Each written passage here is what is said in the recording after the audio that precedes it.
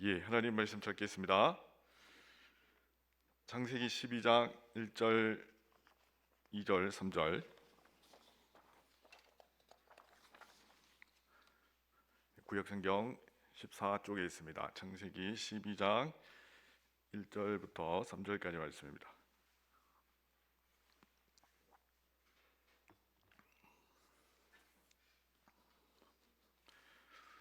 다 같이 읽도록하겠습니다. 여호와께서 아브라함에게 이르시되 너는 너의 고향과 친척과 아버지의 집을 떠나 내가 네게 보여줄 땅으로 가라. 내가 너로 큰 민족을 이루고 네게 복을 주어 내 이름을 창대하게 하리니 너는 복이 될지라.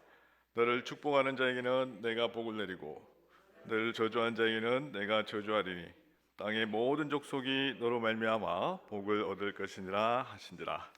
아멘. 아멘. 오늘은 아브라함의 복이 무엇인가 하는 이런 주제로 특히 좀 살피고자 합니다. PPT 제가 띄워놨었는데 제 얼굴이 부담스럽게 나왔습니다.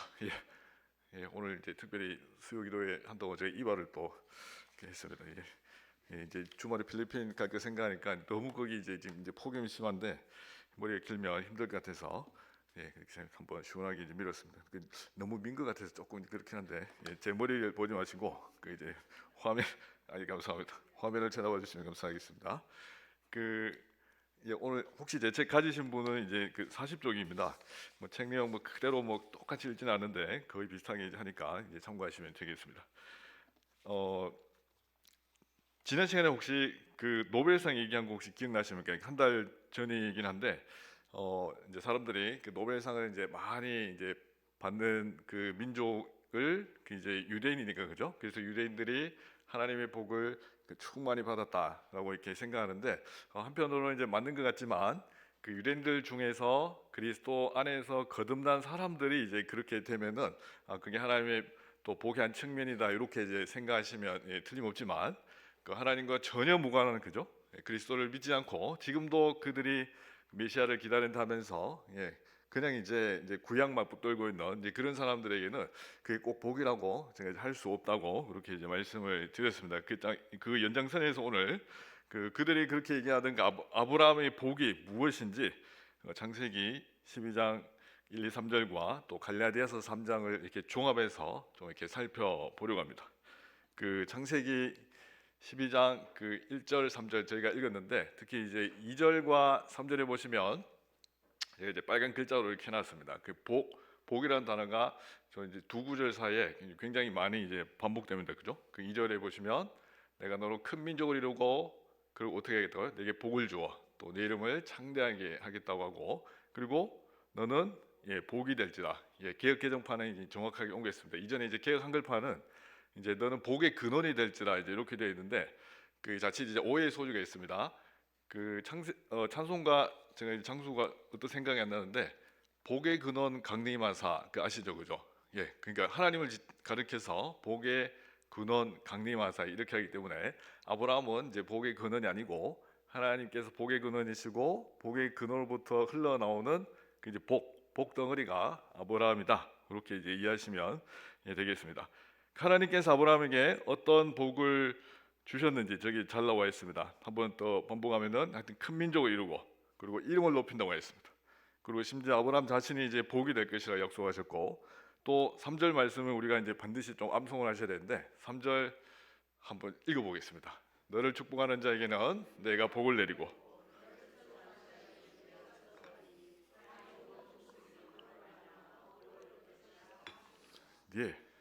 특히 이제 하반절에 땅의 모든 족속이 너로 말미암아 이제 복을 얻을 것이니라. 이 굉장히 사실 엄청난 말씀입니다. 저기 사실 이제 계시록 끝까지 좀 관통하는 이제 그런 맥락을 가지고 있는데 사도 바울이 갈라디아서 3장에서 창세기 12장 3절 저걸 이제 인용하면서 저게 뭔지 이제 밝히고 있습니다. 갈라디아서 3장 8절인데 성경 찾으면 시간이 걸리실까봐 다 이제 써붙여 왔습니다. 한번 읽어볼까요? 또 하나님이 이방을 믿음으로 말미암아 의로 정하실 것을 성경이 미리 알고 먼저 아브라함에게 복음을 전하되 모든 이방인이 너로 말미암아 복을 받으리라 하였느니라. 아멘. 창세기 12장 3절 발견하셨습니까? 저기 어디 있습니까? 그 맨 뒤쪽에 있습니다. 그 모든 이방인이 그 이제 구약 번역에는 족속이 되는데 어쨌든 신약에서 그냥 이제 이방인으로 말로 이렇게 되어 있습니다. 모든 이방인이 너로 말미암아 복을 받으리라. 저것이 바로 창세기 12장 3절입니다. 근데 여러분 이제 처음부터 쭉 보시면은 굉장히 의미심장한데, 일단 그 바로 앞에 그 굵은 글씨로 보시면은, 자, 성경이 미리 알고 먼저 아브라함이 뭘 전했다고 되어 있습니까? 복음을 전했다 이렇게 되어 있습니다. 구약에 복음이 없는 게 아닙니다. 성경이 미리 알고 먼저 아브라함에게 이제 복음을 전했다. 자, 성경이 미리 알았다는 말이 무엇일까요? 그 이제 뭐 학자들도 그렇게 해석하고 저도 이제 그렇게 생각하고, 자, 이런 뜻입니다. 성경이 미리 알았다는 말은 성경에 기록된 대로 하나님께서 미리 말씀하셨다, 이제 그런 뜻입니다. 그러니까 성경을 마치 이제 의인화 시켜가지고 어쨌든 하나님께서 그 성경에 기록된 대로 미리 아브라함에게 뭘 말씀하셨다고요? 복음을 말씀하셨다는 겁니다. 그러니까 아브라함에게 복음을 말씀하셨는데 그게 창세기 12장 3절이라는 겁니다. 그럼 창세기 12장 3절 저 복이 무엇입니까? 방금 다 설명했습니다. 그죠? 그 헷갈릴까 봐요. 또. 자, 갈라디아서 3장 8절, 아까 읽은 갈라디아서 3장 8절을 그 헬라 원문대로 이렇게 쭉 풀어서 그 순서대로 설명하면 이제 이렇거든요. 하나님께서 그 먼저 아브라함에게 복음을 전하셨는데 그 내용이, 복음의 내용이 뭐라고요? 창세기 12장 3절, 모든 이방인이 너로 말미암아 복을 받는다는 것입니다. 그러니까 복음의 내용이, 하나님께서 아브라함이 미리 전하신 그 복음 있잖아요. 그 복음의 내용이 창세기 12장 3절이라는 겁니다. 자, 그렇다면 이제 다 종합해 보겠습니다. 자, 그렇다면 자, 이방인도 믿음으로 의롭다함을 받는다. 그러니까 이제 이방인도 믿음으로, 오직 믿음으로 이제 구원받는다, 그런 뜻입니다. 의롭다함을 받는다. 그 칭이라고 이렇게 신앙용어로 줄이는데 그 구원의 그 시작을 의미합니다. 그러니까 이방인도 믿음으로 구원받는 것이 무엇이라고요? 이제 복음입니다. 근데 이것을 하나님께서 아브라함에게 그 이제 미리 약속한 이제 복의 내용이라는 것입니다. 자, 그렇다면 아브라함이 받은 이 복의 실체가 결국 무엇이라는 뜻입니까? 복음이라는 것입니다. 땅의 모든 민족을 통해 죄송합니다. 아브라함을 통해 땅의 모든 민족이 복을 받을 것이더라. 왜냐하면 이제 자동적으로 우리가 뭐 부동산, 돈 이런 것부터 떠오르는데 그런 물질적 측면이 일부 포함되어 있긴 하지만 이제 그게 주가 아니라는 것입니다. 아브라함을 통해 모든 민족이 복을 받는다는 그 복의 내용이 뭐라고요? 복음입니다. 복음. 굉장히 좀 얼굴이 실망스럽습니까 혹시? 그러니까 구약의 약속 때 우리가 이제 옛날에 이제 부흥회 때 이 말씀으로 굉장히 우리가 이제 저도 설교를 많이 들었는데, 아브라함에게 약속한 그 복의 내용이 그 복음이라는 것입니다. 제 말이 아니고 그 계시를 받아서 성경을 해석한 사도 바울이 이제 그렇게 증언하고 있습니다. 자, 이처럼 아브라함에게 약속된 복의 실체가 결국 복음이기 때문에 오늘날 그 노벨상 받은 그 예수 안 믿는 유대인들에게 아브라함의 복이 성취되고 있다는 이런 설교는 여러분 이제 잘 좀 분별하셔야 됩니다. 그러니까 예수님이 빠진 그 어떤 성공 스토리도 어떻게 해야 된다고요? 좀 단호하게 거부할 수 있어야 되겠습니다. 간증 집회, 저도 이제 간증 집회를 종종 하는데, 자, 간증 집회 뭐 기도원리는 좋고 뭐 단일 기도도 좋습니다. 하여튼 이제 어떤 간증 집회도 이제 유익이 있는데, 자, 그 분들이 하는 말을 잘 들어보시고 그 안에 예수님이 빠진 성공 스토리가 있다면 어떻게 하셔야 된다고요? 좀 분별하셔야 됩니다. 단순 인생 대박 간증은, 예수님이 빠진 대박 스토리는 그 복이 아닐 수도 있다는 거 좀 이렇게 여러분 기억하시면 좋겠습니다. 물론 예수님을 전제한 상태에서 뭐 그렇게 할 수도 있지만은 어쨌든 그 간증의 핵심은 십자가와 부활이고, 그 십자가와 부활을 통해 우리의 인생이 이제 완전 바뀌었다는 이런 이제 그 이야기가 흘러나오는 것이 하나님이 원하시는 이제 간증임을 기억하시면 좋겠습니다. 자, 바울이 이제 곧 이어 증가하듯이 그게 갈라디아서 3장 8절 이하에 나오는데 시간 관계 찾지는 않겠는데, 그 믿음으로 거듭난 자가 믿음의 조상 아브라함과 함께 이제 복을 받는다, 이렇게 되어 있습니다. 자, 아브라함과 함께 복을 받는데 아브라함과 동일한 믿음을 가진 사람이 다 같은 복을 받는다는 뜻입니다. 자, 그렇다면 아브라함을 통해 모든 이방인이 복을 받게 된다는 창세기 10장 3절은 믿음으로 의롭다 하심을 받은, 그러니까 믿음으로 구원을 받은 아브라함의 그 육신의 자손뿐만 아니고 믿음으로 구원을 받은 우리 모두에게도 그 복의 내용이 어떻게 된다고요? 예, 동일하게 적용된다는 것입니다. 그러니까 우리를 향한 말씀입니다. 그래서 여기 계신 분들은 아브라함의 복을 다 받았습니다.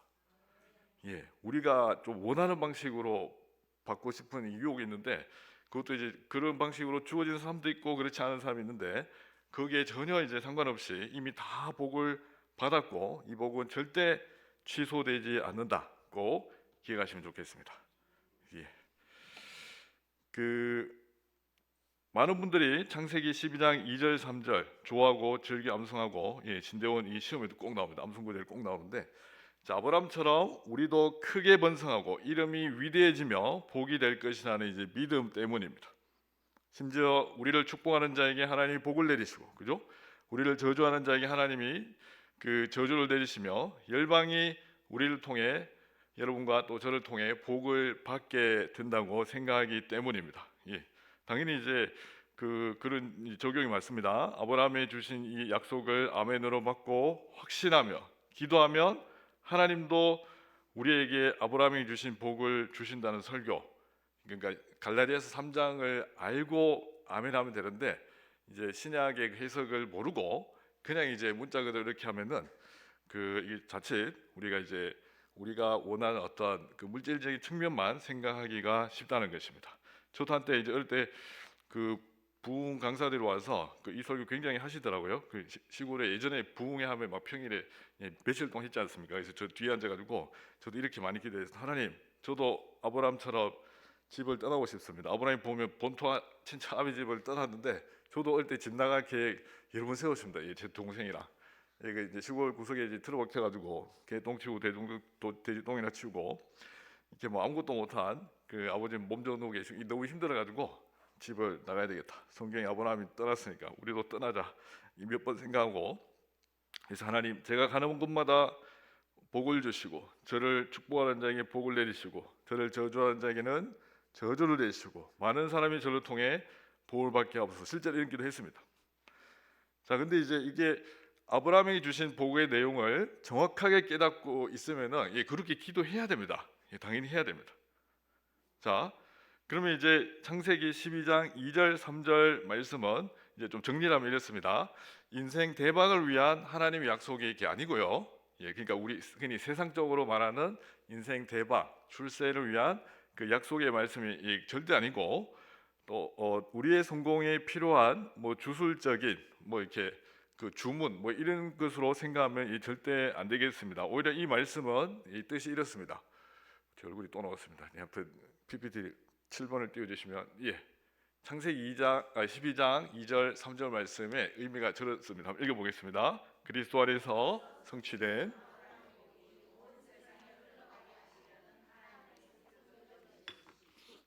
무슨 말이 좀 어려운 것 같은데 그냥 한마디로 줄이면은 그 선교 얘기입니다. 선교 얘기입니다. 자, 아브라함을 통해 모든 민족이 복을 받게 할 것이다. 그 복이 뭐라고 했습니까? 아까 복음이라고 했습니다. 그러면 아브라함을 통해 모든 민족에게 뭐가 전개된다는 뜻입니까? 복음이 전해져야 된다는 뜻입니다. 그래서 아브라함과 다윗의 후손으로 오신 예수 그리스도께서 복음을 사건으로 성취하셨고 2000년 전에 그죠? 십자가와 부활을 통해 복음을 사건으로 역사 안에서 성취하셨고 또 그리스도 안에 있는 우리도 아브라함과 동일한 믿음을 가졌기 때문에 그리스도를 믿는 그 믿음을 받은 그대로 그 믿음 안에서 우리가 이제 복음을 온 세상에 흘려내 보내야 되는 복 덩어리에 사명을 띠고 있다는 것입니다. 그래서 우리도 아브라함처럼 세상을 향한 복이 되어야 됩니다. 진짜입니다. 여러분 다 복덩어리들이십니다. 이게 믿음으로 의롭다 하심을 받는, 그러니까 믿음으로 구원을 받게 하는 복의 통로가 되어야 됩니다. 타고난 끈을 확장시키면 그 선교고, 그리고 이제 보통 이제 같은 문화권에서 전도 이렇게 표현하는데 사실 뭐 구분이 그렇게 중요하지 않습니다. 김해 안에도 외국인들이 굉장히 이제 많은 거 여러분 잘 아시지 않습니까? 자, 아무튼 하나님을 사랑하는 마음으로 이루어지는 선교적 열정이 바로 이제 창세기 12장 2절 3절 말씀이라는 거 좀 기억하시면 좋겠습니다. 그래서 우리가 그 창세기 12장 2, 3절 말씀을 이렇게 좀 바꿔가지고 제 책에 이제 써놨으니까 자주 기도하시기 바랍니다. 한번 기도 한번 읽어보겠습니다. 전능하신 하나님, 저도 아브라함처럼 복의 통로가 되기를 원합니다. 열방이 저를 통하여 믿음으로 의롭다 하심을 받는 복을 받게 하소서. 예수님의 십자가와 부활을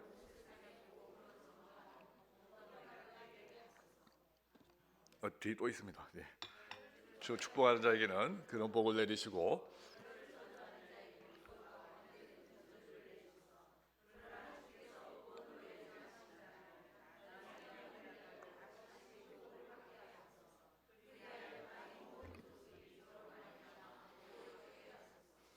아멘. 네, 여러분께서 얼마나 지금 엄청난 그 위치에 있는지 아시겠죠? 그러니까 아브라함과 이제 하나님 앞에서는 아브라함과 우리를 그 동일시하는 그 측면이 있기 때문에 굉장히 우리가 그 복의 통로로 존귀한 자들입니다. 그 복을 여러분 이미 이제 누리고 계시고 이 복을 날마다 흘려 보내실 수 있기를 바라겠습니다. 자, 한 가지 이제 질문이 나올 수가 있는데, 그럼 아브라함이 받은 복의 내용에는 그냥 영적인 의미만 들어 있을까요? 예, 이제 그렇지는 않습니다. 구약에서 그 자주 강조되는 이 물량적이고 물질적인 복 개념이 아브라함에게도 분명히 이제 발견됩니다. 예, 이제 찬찬히 읽어보면 이 보시면 땅 주겠다고 하셨죠, 그죠? 이름이 크게 주겠다고 하셨는데 이게 다 이제 물량적인 거거든요. 자, 그 땅은 우리에게도 이제 주어질 것인데 로마서 4장 13절에 가면 그 이제 나옵니다. 온 세상을 하나님께서 완전한 그 하나님 나라로 만들어서 우리에게 그 물려주시겠다는 이 종말론적인 이제 복인데, 자, 이 물질적이고 물량적인 우리가 이제 특히 좋아하는 이런 이제 복의 개념들은 제가 이제 뒤에 가서 한꺼번에 이렇게 모아가지고 이제 다 이제 한 세트로 이제 정리를 하게 될 것입니다. 그때까지 기대해 주시면 감사하겠습니다. 예. 예, 그리고 이제 칭의 또는 죄 사함의 복입니다. 이제 45페이지인데 그 사도 바울은 아브라함이 받은 복을 가리켜서 그 믿음으로 의롭다 하심을 받는 복, 그러니까 이신칭의의 복, 그러니까 믿음으로 구원받는다는 복, 뭐 그렇게 이해하시면 되겠습니다. 근데 이 복은 다윗을 통해서 더 분명하게 또 이제 말씀하고 있습니다. 자, 이제 다윗이 시편에 언급한 내용인데 한번 읽어볼까요? 일한 것이 없이 하나님께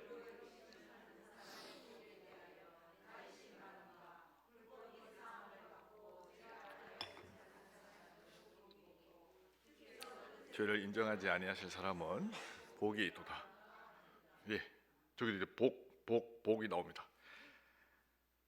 일한 것이 없이 하나님께 의로 여기심을 받는 사람의 복. 그 아까 앞에 한 겁니다. 사실 하나님께 의로 여기심을 받는, 그러니까 하나님께 의롭다 하심을 받는, 하나님께 이제 오직 일한 것이 없이 말은 대가 없이 그냥 하나님을 믿음으로 하나님께 의인으로 인정받는 그 사람의 복이라는 것입니다. 아까 갈라디아서 3장의 내용입니다. 자, 그의 증언대로 이 복에 대해서 다윗은 분명히 언급하고 있습니다. 불법의 상을 받고 죄가 가려짐을 받는 사람들은 이제 복이 있다고 했습니다. 또 주께서 그 죄를 인정하지 아니할 사람은 복이 있다고 했습니다. 시편 32편 1절 2절 바울이 인용한 것입니다. 죄 사함을 받는 자체가 복이라는 것입니다.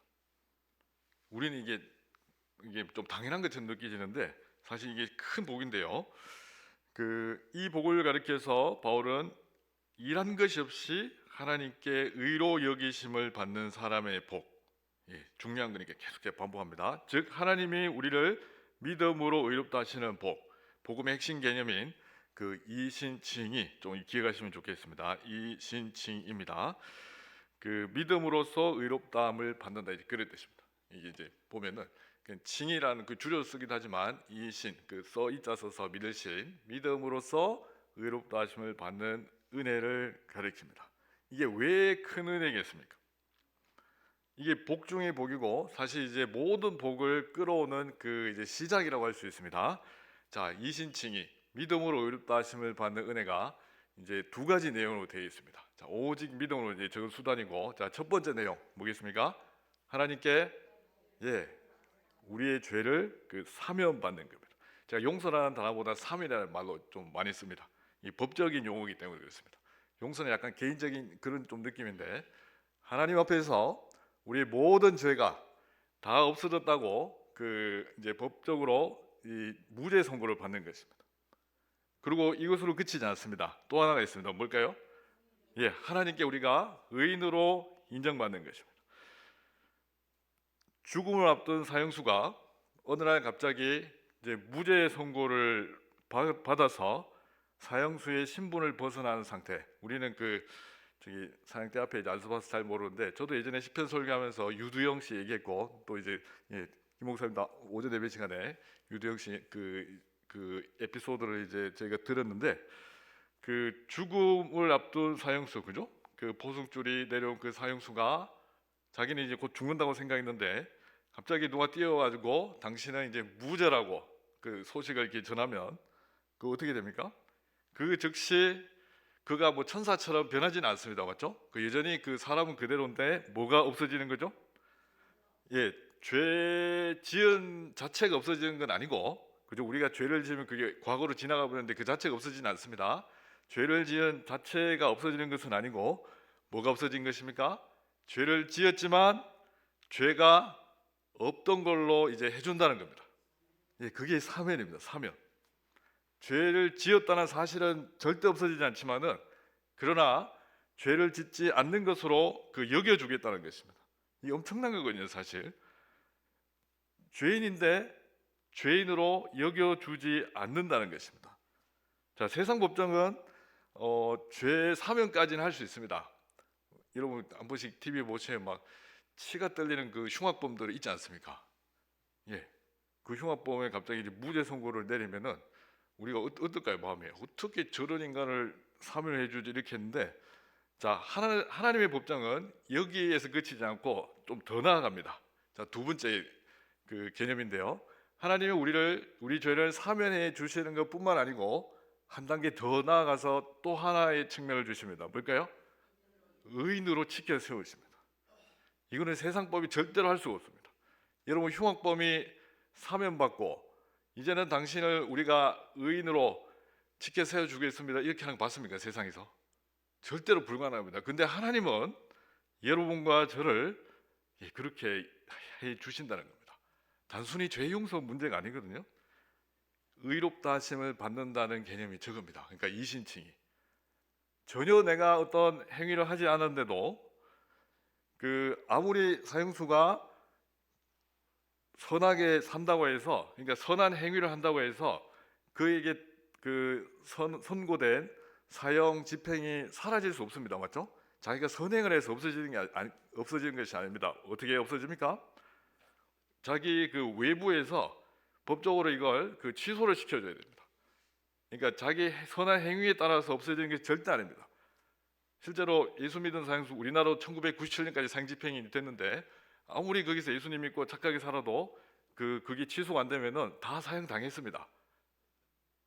그래서 우리는 이 사형 선고된 이것은 자기의 선한 행위가 아니고, 이 사회법도 그렇지 않습니까? 외부에서 이걸 취소시켜줘야 이게 되듯이 마찬가지입니다. 구원도 우리의 행위로 되는 것이 아닙니다. 이미 우리는 죄에 빠져서 하나님 앞에서 아담 안에 있는 그 모습 그대로 죄인으로 선고받은 상태였습니다. 이전에 우리의 모습이 그랬습니다.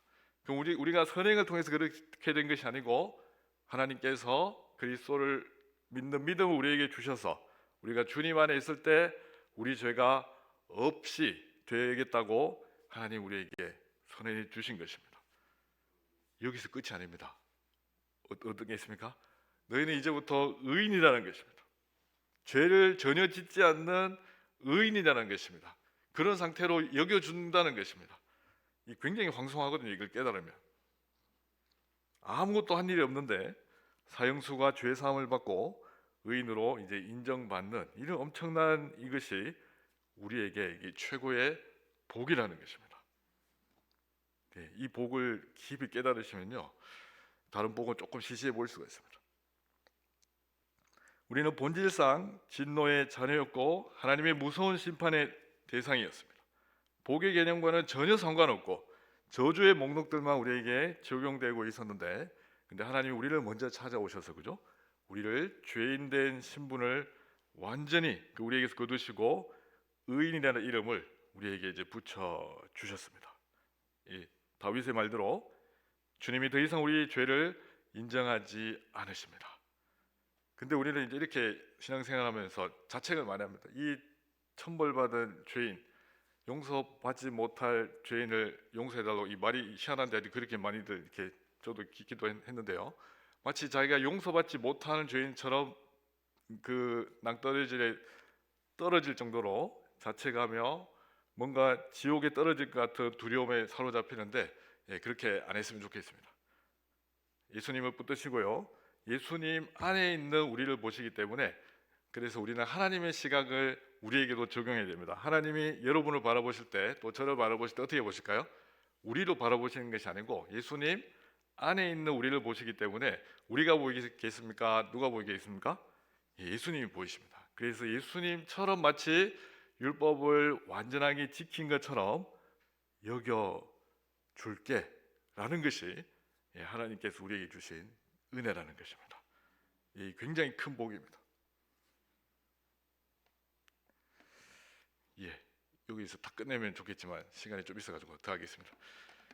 이제 51쪽에 보시면은 이제 좀 재밌는 이제 내용을 제가 썼는데, 자, 아파트 평식 노정의 복, 제가 몇 번 언급한 것 같습니다. 오늘 그 설교 내용을 제가 그대로 갖다 붙여왔습니다. 제가 설교한 것이 아니고, 제 책에는 뭐 어느 지역에 이렇게 되어 있는데 사실 이제 대구에서 있을 때입니다. 대구에서 부활절 연합예배 때 제가 성도님들 데리고 모시고 그 연합예배에 참석한 적이 있습니다. 그 사람들이 엄청나게 많이 모여서 한 1,000명 가까이 모인 것 같습니다. 예수님의 부활을 기념하고 찬양하는 현장이었는데, 근데 이제 저렇게 설교하고 있는데 같이 읽기는 조금 그 가치는 없는 거 제가 한번 읽어드리겠습니다. 이 거의 그대로 이제 제가 이제 옮겨놨습니다. 제가 읽어드릴게요. 아멘 하면 안 됩니다. 아시겠죠? 자, 성도 여러분, 예수 믿은 지 10년이 지나도록 아파트 평수 못 내리면 그건 잘못 믿은 겁니다. 여기 진짜 아멘 하시더라고요, 사람들이. 자, 믿음이 좋은 성도는 이 세상에서 복을 받고 세상 사람들보다 출세해야 됩니다. 하나님이 큰 복을 주신다고 믿으시는 분만 아멘 하시기 바랍니다. 감사합니다. 안 해주셔서. 거짓말 아니고 이런 메시지가 거의 1시간 내내 그렇게 흘러퍼졌습니다. 저는 이제 뛰쳐나가려다가 겨우 참고 있었는데, 이제 모셔온 이제 교인들 생각해서 예수님의 부활과 방금 말씀드린 그런 이제 메시지가 어떤 상관인지 저는 이해를 하지 못했습니다. 그걸 좋아하는 아멘하고 막 아멘을 연발하는 청중도 저는 이해할 수 없었고, 아무튼 예수 10년 넘게 믿었는데 아파트 평수 못 늘리면 진짜 잘못 믿은 것이고 하나님께 복을 못 받은 것이겠습니까? 그럼 저는 이제 평생 복을 못 받을 것 같습니다. 예수님을 잘못 믿고 아무런 복을 못 받은 그런 상태가 이 아파트 평수하고 관련되면 이 사역자, 특히 선교사님들이 어떡하란 말입니까, 그죠? 생각할수록 이 신앙을 못 오가고 복음을 왜곡하고 복의 개념을 심각하게 오염시키는 그런 설교인 것 같습니다. 자, 아무튼 복에 대한 이런 개념은 기복신앙에서 비롯된 것입니다. 철저하게 자기 애적 욕망, 그러니까 자기를 사랑하는 욕망에 사로잡힌 복 개념입니다. 물질적인 복 개념이 성경에 분명히 나오지만, 자, 방금 그런 식의 적용은 어떠한 경우에라도 우리가 허용될 수 없습니다. 자, 물질이 하나님과 바른 관계에서 흘러나오면은 그 복의 한 측면을 우리가 생각이 되지만, 자, 그렇지 않으면은 그것은 그에게 굉장히 무서운 저주가 될 수 있다고 우리가 생각이 됩니다. 예수님을 오래 믿는 분 중에도 물질이 채워지지 않고 더 어려운 환경에 처하게 되는 사람들도 얼마든지 있습니다. 특별히 지금 이 시대에 그런 것 같습니다. 60년대 특히 70년대 우리나라 경제 성장이 엄청나게, 그죠? 1년에 막 어느 해는 막 거의 960% 막 이런 통계도 있던데요. 엄청나게 경제가 성장되는 과정에서 그때 이제 인생 대박 간증이 많이 나왔거든요. 사회 구조와 맞물려 있습니다. 자, 그때는 사람들이 교회 헌금을 많이 하고 이렇게 해도 사회 구조가 이렇게 막 거품도 많았지만 이 경제가 성장하고 있는 그 과정이기 때문에 뭔가 이제 이 채워짐의 이런 이 경험들이 지금보다 훨씬 더 많았습니다. 지금도 물론 없는 건 아니지만 그때보다 지금 이 빈도수가 많을까요, 적을까요? 훨씬 적습니다. 여러분 한번 이 객관적으로 한번 보시기 바랍니다. 통계적으로. 자, 그러면 지금 우리가 예수님을 잘못 믿어서 계속 어려움을 겪는 겁니까? 물질적 어려움 겪는 분들이 많을까요? 그렇지 않습니다. 예수님 믿는 사람들 중에 원래는 부자였는데 예수님 믿는 것 때문에 재산이 굉장히 힘들어지는 경우도 봤습니다. 그럼 이런 사람들은 복을 못 받은 것일까요? 그렇지 않습니다. 그죠? 결론부터 말씀드리면 이렇습니다. 복 받은 여부는 아파트 평수와는 아무런 관련이 없습니다. 허름하고 작은 아파트에 살아도 많은 복을 누리는 분들이 있고 최첨단 시설을 갖춘 큰 아파트에 살아도 복을 전혀 못 받는 교인이 있을 수 있는데, 자, 여기서 우리가 주의할 게 있습니다. 그러면 작은 아파트에 사는 것이 복 받은 겁니까?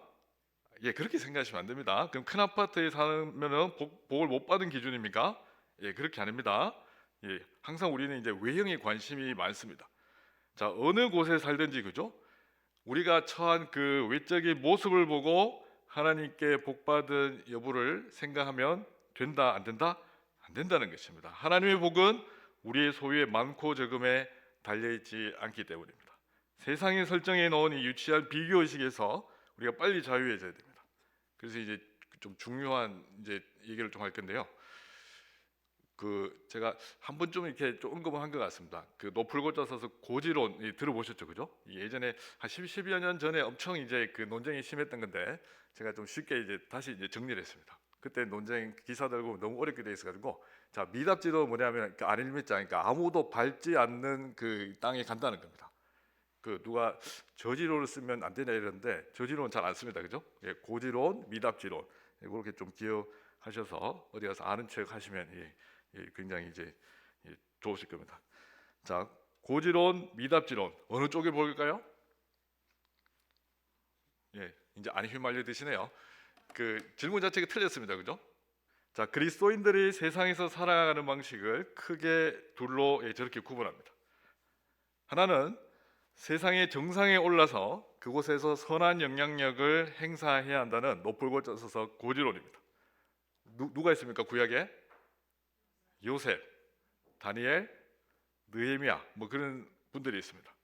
그래서 많은 교인들이 이들을 가르쳐서 하나님께 복받은 인물이라고 이렇게 얘기하고, 하나님 내 자녀도 요셉처럼 다니엘처럼 사용하게 주옵소서라고 이제 기도를 시작하잖아요. 근데 기도하면 바로 그렇게 될까요? 한동안 엄청 인생이 꼬인다니까요. 요셉이 경험했던, 다니엘이 경험했던 이 엄청난 이 올라가기 전까지 여기서 이제 여기까지 경험했던 이 고난을 똑같이 경험해야 그렇게 사용하시거든요. 근데 우리는 이걸 이제 싫어합니다. 하나님 이거 말고 이제 끝에 이것만 달라고 합니다. 앞에 엄청난 고난을 겪고 이 높은 곳에 올라가도 인간은 타락하거든요. 근데 이 고난의 과정이 전혀 없이 요셉처럼 다니엘처럼 올라가면 어떻게 될까요? 100% 타락합니다. 그래서 하나님 우리에게 그렇게 이제 쓰시기 전에 숱한 고난을 허락하신다는 겁니다. 자녀들 위해서 기도하실 때 꼭 참고하시기 바랍니다. 표정이 좀 어두워지신 것 같습니다. 자, 다른 하나는 아무도 밟지 않는 곳에서 철저하게 이웃을 섬겨야 한다는 소위 미답지론입니다. 밟지 않는 그곳에 간다는 겁니다. 이것은 세상의 낮은 자리를 의미하고 초대교회 사도들 그리고 초대교회 성도들이 여기에 이제 해당됩니다. 또 많은 분들이 이런 모습을 가리켜서 복받은 인생이라고 생각합니다. 자, 여러분 어느 쪽이 복입니까? 괜히 또 잘못 말했다, 그죠? 자, 먼저 두 입장은 서로 자기가 맞다고 하면서 이게 논쟁의 끝이 잘 안 나는 것 같습니다. 제가 이제 양편 입장 다 들어봐도 다 이제 각각 타당한 논리를 가지고 이렇게 얘기하기 때문에 결론이 쉽게 안 나는 것 같습니다. 자, 노풀고자 고지론자들은 어디에 올라가야 됩니까? 일단 세상에 높은 지위를 차지해서 거기서 더 많은 사람들에게 복음의 영향력을 행사해야 한다는 입장입니다. 이게 잘못된 것입니까? 그렇지 않습니다. 이 자체는 틀린 것이 아닙니다. 세상이 보기에도 복받은 사람이잖아요, 이런 사람들은. 그래서 그런 방식이 이제 효과적이라는 그 논리 때문인데, 다니엘처럼 화려한 스펙을 가지고 있으면 성도들뿐 아니고 세상 사람들도 누구나 관심을 가질 것이고, 이런 상태에서 복음을 전해야 잘 통한다. 자, 이렇게 생각합니다. 이제 틀린 말은 아니지만 그 위험성이 분명히 있습니다. 또 반면에 미답지론자들, 이런 사람들은 세상이 높은 곳에 오르는 자체를 거부합니다. 거기 올라가는 자체가 비성경적이라는 겁니다. 맞습니까? 아니죠, 그죠? 자, 복음이 밝히 드러난 신약 교회를 보면은 이제 미답지가 많거든요, 사실. 자, 신약 교회를 보면 세상의 바닥에서 가난한 이웃들과 함께하며 복음으로 세상을 섬겼다는 이런 그 이유를 가지고 우리는 미답지로 가야 된다. 이제 이렇게 얘기합니다. 주님이 그렇게 가신 길이 십자가의 길이고, 주님이 이제 미답지 샘플이라고 이렇게 주장하고, 이것이 바로 하나님 보시기에 복된 인생이라고 이렇게 주장하는데, 저는 이제 곰곰이 생각해 보니까 이 양쪽을 다 좀 이렇게 조금씩 수정해야 되겠습니다. 자, 우선 각 입장은 어디에 초점이 있을까요? 여러분 한번 생각해 보시기 바랍니다. 고지론, 미답지론, 이 사람들이 주장하는 그 초점이 있습니다. 일단 그들이 처한 사회적 지위에 초점을 맞추고 있습니다. 고지론자들은 어디에 초점이 들어가 있습니까? 높은 데 올라야 됩니다. 맞죠? 그리고 미답지론자들은 어디에 초점이 가 있습니까? 거기 올라가면 안 되고 낮은 데 가야 된다는 겁니다.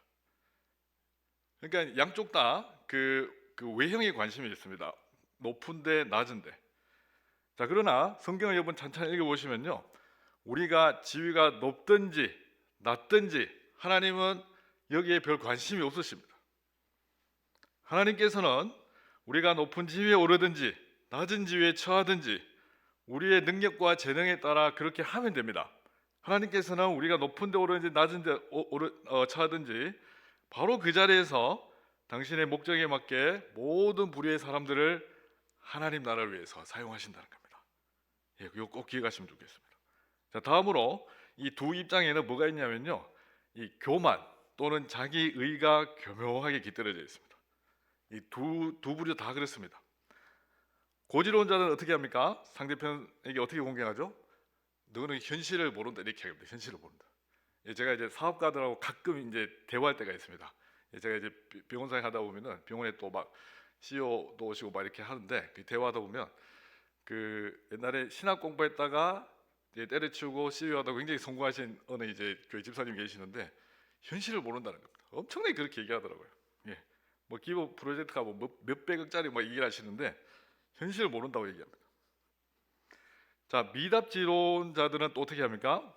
고지론자들을 향해서 너는 속물이라는 겁니다. 속물. 은연중에 그렇게 생각합니다. 자, 그러면 어떻게 되냐면은, 자, 높아져야 한다는 생각이 교만 또는 타협으로 이제 비칠 수 있는 것처럼, 자, 낮아져야 한다는 생각 또한 똑같이 이게 자기 의의가 될 가능성이 높다는 것입니다. 사랑이 빠지면 미답지론자들 중에 굉장히 고집이 세고요, 정죄하기를 즐겨하는 사람들이 많습니다. 낮은 곳에서 낮은 자들을 섬기면서 그 마음에 사랑이 빠져버리면 어떻게 되냐 하면요, 그렇게 하지 않는 사람들 향해서 정죄하고 나는 이렇게 사는데 너희는 뭐 이런 식으로 간다는 겁니다. 두 입장 모두 교묘하게 교만 또는 자기 의가 들어 있습니다. 자, 두 가지 이유로 각 입장은 저는 이제 그리스도의 몸된 교회를 분열시킬 위험성을 안고 있다, 또 이렇게 또 진단해 보았습니다. 자, 지상의 교회는 천사들만 있는 것이 아닙니다. 맞죠? 예, 천사들만 있는 줄 알고 교회 왔다가 좀 지나니까 천사 아닌 분들도 엄청나게 많다는 새 가족들의 제보가 있는 거 여러분 아시잖아요. 예, 더 이상 말을 않겠습니다. 아무튼 사회적으로 높은 지위에 있는 교인들도 있고요, 또 세상의 바닥에서 힘겹게 살아가는 교인들도 있다는 것입니다. 또 세속적 가치에 물들어 아직 여전히 구원은 받은 것 같지만 세속적 가치에 물들어 있는 속물교인, 이게 이제 명칭이 가능한지 모르겠지만 그런 분도 계시고, 또 초대교회 성도들처럼 복음의 능력을 또 순전하게 드러내는 교인들도 있다는 것입니다. 자, 주님의 몸된 교회는 이런 모든 부류의 사람들이 다 포함되어 있습니다. 여러분 믿으시죠? 그래서 한쪽의 입장에서만 다른 한쪽을 정죄하고 밀어내기 시작하면 제가 볼 땐 교회의 하나됨은 지킬 수 없습니다. 물론 한쪽 주장이 극단으로 치우쳐서 교회 본질을 심각하게 해치면은 그 이제 좀 생각해봐야 되지만, 그래서 뭐 이게 이제 교리 용어로 좀 쓰자면은 교회는 보편성, 거룩성, 늘 긴장 관계에 있다. 이렇게 이제 학자들이 자주 표현합니다. 자, 그러면 이제 우리가 어떻게 이제 살아갈 것인가 이제 결론을 말씀드리고 마무리해야 될 것 같습니다. 어떻게 살아야 되겠습니까? 어떤 태도로 우리가 살아가야 되겠습니까? 결론부터 말씀드리면 고지론과 미답지론으로 이 나누는 것에서 여러분 좀 자유할 수 있기를 바라겠습니다. 하나님 나라를 꿈꾸는 여러분들은, 그리스도의 몸된 교회인 우리는 높은 곳에 높은 곳에 처할 줄도 알고 또 아무도 밟지 않는 미답지에도 처할 줄도 알아야 됩니다. 제 말이 아니고 바울이 이렇게 증언했습니다. 자기 고백에 한번 읽겠습니다. 나는 비천에도 처할 줄 알고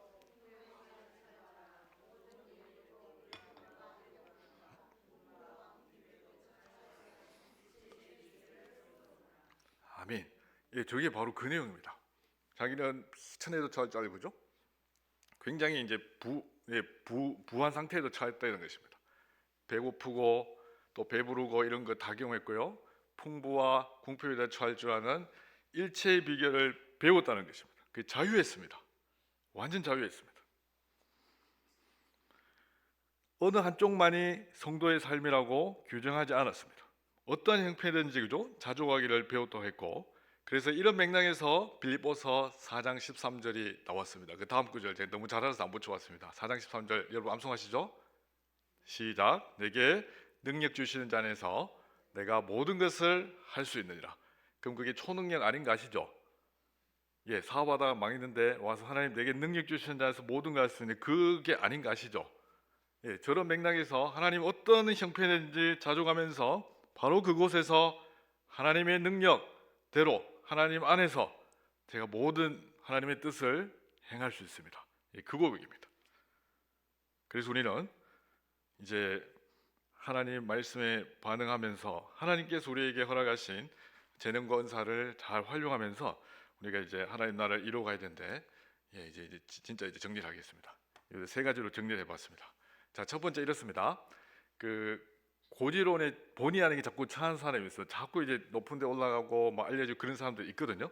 뭐 프로젝트마다 막 대박 나고 돈이 잘 들어오고 이런 분들이 있습니다. 누가 보면 굉장히 이제 저희가 보면 배 아프지만, 이제 그런 사람들은 1번을 명심해야 됩니다. 한번 읽어볼까요? 자신의 지위와 스펙이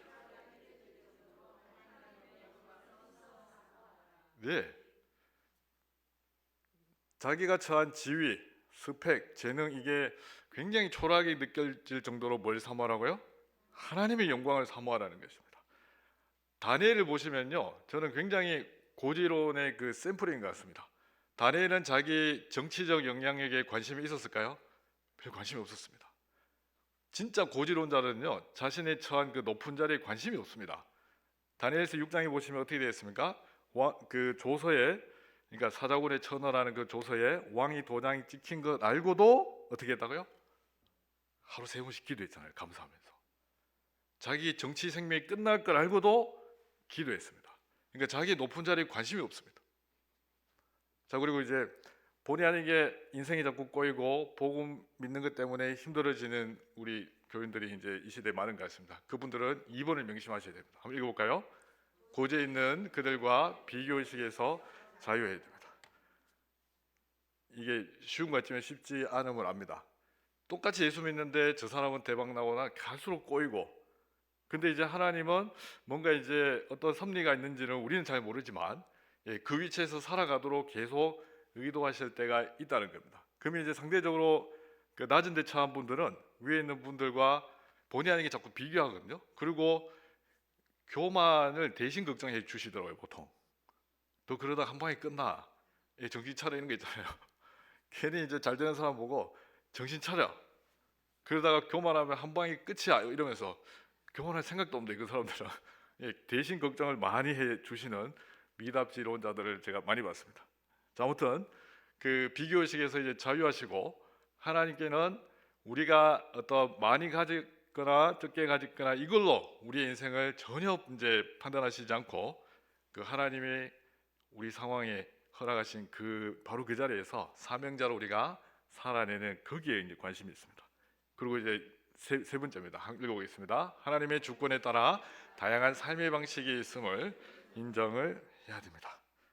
여러분 꼭 이제 그렇게 이제 그 사람들을 그 있는 그대로 봐주시고요. 그 서로 이제 양쪽 부에 있는 분들이 서로 격려해 주시고 모두가 이제 아우러져서 우리는 하나님 나라와 교회를 이 땅에 세워간다는 거 꼭 명심하시고 남은 한 주도 살아가시길 바라겠습니다. 아멘. 제가 한번 기도하겠습니다. 하나님께서